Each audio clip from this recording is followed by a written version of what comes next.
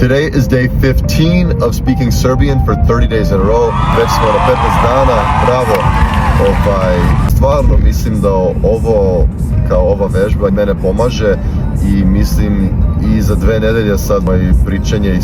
se poboljšavao. Jedinu stvar koju sam ja primetio jeste da generalno za nekoga ko nije iz Srbije dobro pričam, ali to jeste teško također jer tečno govorim. Teže je onda da napreduješ jer možda kad razgovaram sa nekome dalje pravim te greške, ali ja, znaš, tečno govorim tako da oni neću sad da me isprave jer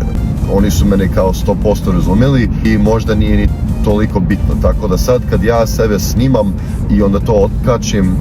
i sad ljudi mogu kao da gledaju taj video i pa možda su kao primijetili tu grešku i pa su se vratili tu kao da provere tu grešku,